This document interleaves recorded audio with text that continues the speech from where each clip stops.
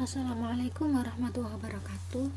Hari ini kita akan pelajari unsur-unsur golongan 6B, yaitu golongan kromium. Golongan 6B anggotanya ada 4, yaitu kromium, molybdenum, tungsten, dan seaborgium. Yang kita bahas hanya 3 unsur, karena yang seaborgium ini termasuk unsur sintetis yang karakternya belum banyak diketahui. Untuk kelimpahannya, kromium ini termasuk unsur dengan kelimpahan urutan ke-21. Bisa didapatkan pada mineral-mineral kromit, krokoid, dan juga biji krom atau Cr2O3. Kemudian kalau molybdenum ini ada pada mineral molybdenit. Kemudian molybdenit ini bisa juga didapatkan pada hasil samping biji CuS. Sedangkan untuk tungsten, dia bisa ditemukan pada mineral tungstat, kemudian wolframit, dan juga skelit. Nah, untuk mendapatkan logam-logam golongan 6B ini ada beberapa cara. Yang pertama untuk kromium ini seringkali digunakan untuk ferrokrom atau FeCr. Ini adalah alloy. Alloy ferrokrom ini diproduksi dengan mereduksi kromit atau FeCr2O4 dengan karbon untuk mendapatkan ferrokrom. Kemudian kalau untuk mendapatkan logam murni dari Cr, maka kromit atau FeCr2O4 ini dileburkan bersama NaOH dan udara, yaitu O2. Kemudian didapatkan sodium kromat dan juga Fe2O3.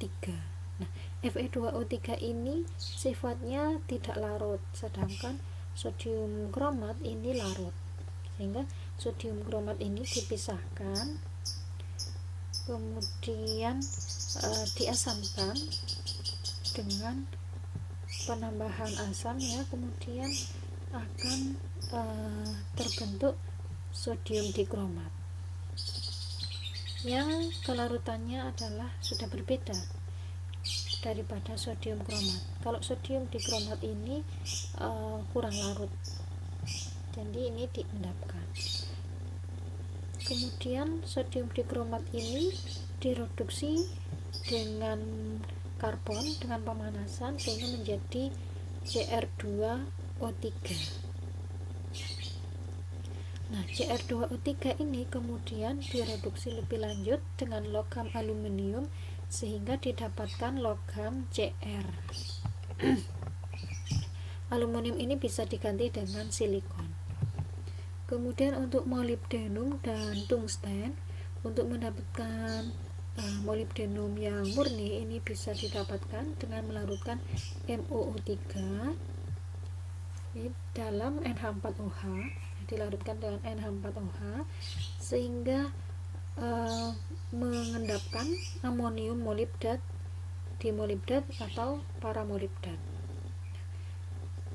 Endapan ini kemudian direduksi dengan hidrogen untuk mendapatkan logam molybdenum. Kalau untuk mendapatkan tungsten bisa dari mineral wolframit. Ini dilebur bersama Na2CO3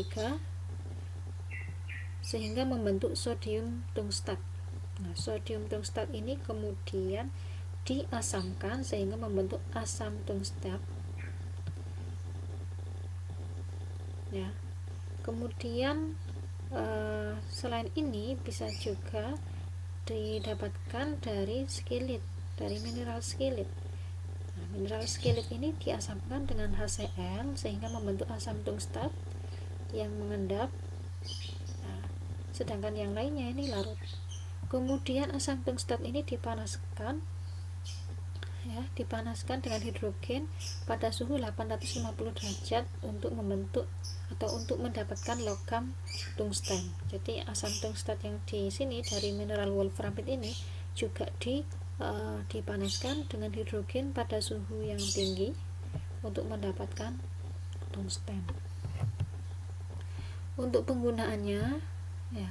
Kromium ini karena sifatnya itu adalah rapuh, sehingga kromium jarang digunakan sendiri sebagai logamnya.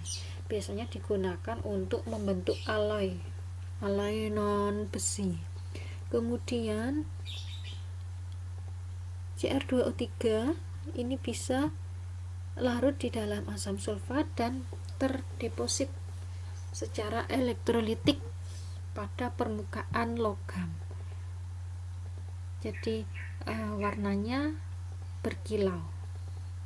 Nah, deposit pada permukaan logam ini bisa menghalangi atau bisa memproteksi logam dari korosi, sehingga untuk melapisi logam, untuk menghindari dari korosi, biasanya dilapisi dengan krom, yaitu Cr2O3. Kemudian untuk molibdenum ini bisa digunakan sebagai katalis pada industri petrokimia.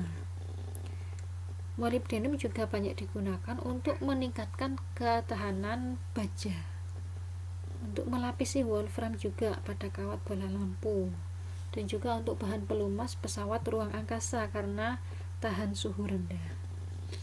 Kemudian molibdenum dan wolfram atau tungsten ini digunakan bersama, yaitu membentuk alloy dengan baja untuk meningkatkan kekuatan dari alloy. Untuk membuat cutting steel, baja pemotong. Jadi mesin-mesin pemotong itu banyak yang menggunakan alloy dari molibdenum dan wolfram dan juga baja. Kemudian sebagian besar dari wolfram ini digunakan untuk memproduksi tungsten karbida. Ini sangat keras ya, sangat keras. Kekerasannya 10 skala Mohs. Nah, kekerasannya ini bisa memotong ya, bisa digunakan sebagai pemotong gelas, sehingga biasanya digunakan untuk ujung bor, ujung mata bor, untuk mata bor. Nah, wolfram ini memiliki titik lebur yang sangat tinggi ya, di sini disebutkan tertinggi, yaitu 3400 derajat Celcius, sehingga sifat ini dapat dimanfaatkan yaitu untuk kawat bola lampu. Kalau dilihat lampu 75 watt ini suhunya itu bisa mencapai 2600 derajat Celcius ya. Nah, titik lebur tungsten yang tinggi ini bisa dimanfaatkan sebagai kawat bola lampu, sehingga dia tidak melebur atau tidak meleleh ketika digunakan sebagai kawat bola lampu. Nah, tungsten karbida, kembali lagi ke tungsten karbida, ini tadi adalah bahan yang kekerasannya adalah nomor 2 setelah intan. Jadi kita tahu bahwa intan itu digunakan sebagai mata bor di penambangan ya, di tempat-tempat penambangan. Nah, ini tungsten karbida ini kekerasannya nomor 2 setelah intan. Nah, ini adalah oxidation state-nya unsur-unsur golongan 6B. Konfigurasi elektron pada keadaan dasar untuk kromium dan molibdenum D5S1, sedangkan wolfram atau tungsten D4S2. Jadi oxidation state-nya untuk Cr dan molibdenum mulai dari +1 sampai +6, sedangkan untuk tungsten +2 sampai +6. Nah, tidak semua bilox itu adalah bilox yang umum, adalah bilox yang stabil, tidak ya. Jadi bilox stabilnya krom itu ada di bilox +3, sedangkan kalau +2 dia sebagai reduksi, kalau +6 dia sebagai pengoksidasi yang sangat kuat. Semakin ke bawah dalam satu golongan, maka bilangan oksidasi yang lebih tinggi itu lebih stabil, sedangkan bilangan oksidasi yang lebih rendah itu kurang stabil. Jadi contohnya krom itu stabilnya pada bilox +3, tapi tidak unsur di bawahnya, yaitu molibdenum dan wolfram. Bilox plus 6 ini lebih stabil, Bilox plus 3 itu kurang stabil. Di sini adalah pereduksi yang kuat. Kalau molybdenum 3 dan tungsten 3 ini pereduksi yang kuat. Kemudian ini adalah beberapa sifat fisika dari unsur-unsur golongan 6B. Dari atas ke bawah trennya adalah semakin besar, baik itu densitas, jari-jari kovalen, jari-jari ionik, titik lele, titik didih, semuanya dari atas ke bawah semakin tinggi. Kemudian beberapa reaksi dengan air golongan 6B ini tidak bereaksi dengan air pada suhu ruang, pada suhu kamar semuanya. Kemudian dengan udara, kromium tidak bereaksi dengan udara atau oksigen pada suhu kamar. Molybdenum dan tungsten juga demikian. Nah, di sini bisa bereaksi dengan oksigen pada suhu yang tinggi, pada suhu tinggi, red heat. Membentuk apa? Molybdenum 6 oksida. Kalau tungsten membentuk tungsten 6 oksida ketika bereaksi dengan udara, dalam hal ini oksigen, pada suhu yang tinggi. Kemudian dengan halogen, yang pertama adalah krom. Ini pada suhu 400 derajat Celcius dan tekanan 200 sampai 300 atm bereaksi dengan fluorin membentuk kromium 6 fluorida atau CrF6, warnanya kuning.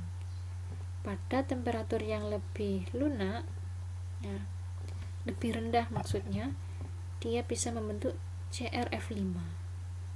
Pada suhu yang lebih rendah lagi, lebih lunak lagi, dia bisa membentuk trihalida semuanya, F2, Cl2, Br2, I2. Ini bisa bereaksi dengan kromium membentuk trihalida. Semuanya endapan. Kemudian kalau molybdenum ini bereaksi dengan fluorin pada suhu kamar. Jadi kondisinya lebih lunak daripada reaksi kromium dengan halogen tadi. Jadi ini pada suhu kamar ini menghasilkan MoF6. Kalau tadi ini kan bereaksi dengan fluorin menghasilkan CrF6 pada suhu 400 derajat Celcius. Jadi ini suhunya lebih rendah, kondisinya lebih lunak. Kemudian pada kondisi yang dikontrol dengan hati-hati, ini bisa mendapatkan molybdenum 5 fluorida. Ini warnanya hitam, yang ini tidak berwarna dan larut. Kemudian kalau tungsten dengan fluorin pada suhu kamar, ya, bisa membentuk tungsten 5 fluorida, tungsten 6 fluorida. Jadi kondisinya lebih lunak ya daripada kromium. Ini tidak berwarna ya. Dan ini gas. Kemudian bereaksi secara langsung dengan klorin, kemudian dengan bromin, ini pada suhu 250 derajat. Kemudian pada kondisi yang diatur dengan hati-hati, ini dengan klorin bisa membentuk WCl5. Jadi produknya itu tergantung pada keadaan baik itu di kondisi yang dikontrol atau suhunya tinggi atau rendah, itu mempengaruhi produknya. Kemudian bereaksi dengan asam, logam kromium ini bisa bereaksi dengan asam, yaitu dengan HCl. Dia bisa larut dengan HCl membentuk larutan yang mengandung ion Cr2+. Nah, ini terdapat bersama-sama dengan gas hidrogen. Kemudian molibdenum dan juga tungsten ini tidak memberikan reaksi di hampir semua asam. Jadi hanya kromium saja yang bisa bereaksi dengan asam. Kemudian dengan basa semuanya ya, ini tidak bereaksi dengan hampir semua basa. Jadi di sini saya ini ya strip gini karena tidak ada reaksinya. Oke, mungkin itu saja untuk golongan kromium.